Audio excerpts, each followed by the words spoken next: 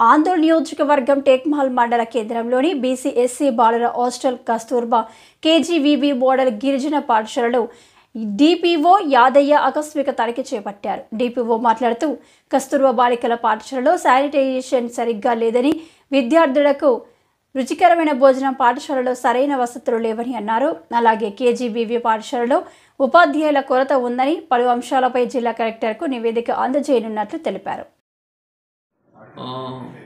మొత్తం ఇక్కడ 5 institutions morning నుంచి చూడడం జరిగింది.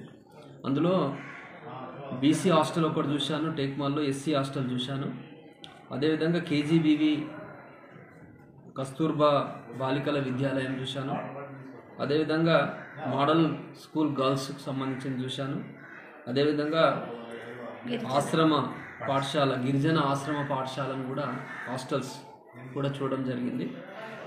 ఇందులో గమనించిన విషయం ఏంటంటే ఎక్కడైతే ఈ వర్కర్స్ కావచ్చు, అంటే కుకింగ్ చేసేవాళ్ళు, అక్కడ శానిటేషన్ స్కావెంజర్ స్వీపర్స్ కొంచెం యాక్టివ్గా ఉండే అక్కడ వర్క్ కూడా బాగా జరుగుతుంది. కొంత గమనించిన విషయాలలో కస్తూర్బా బాలిక విద్యాలయంలో కొంత సరిగ్గా లేదని నా దృష్టికి వచ్చింది. నేను వాళ్ళతో మాట్లాడడం కూడా జరిగింది.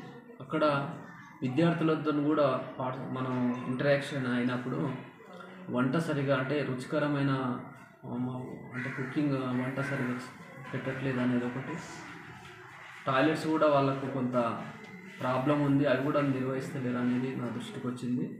నేను వెంటనే అదేవిధంగా అక్కడ స్కూల్లో కేజీబీవీలో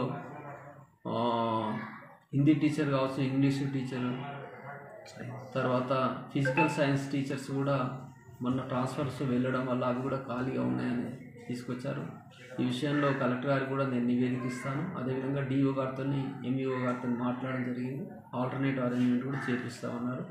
అదేవిధంగా చెత్తకు సంబంధించి కూడా గ్రామ పంచాయతీ నుంచి ఇక్కడ వేస్టేజ్ అంతా కూడా తీసుకుపోవడానికి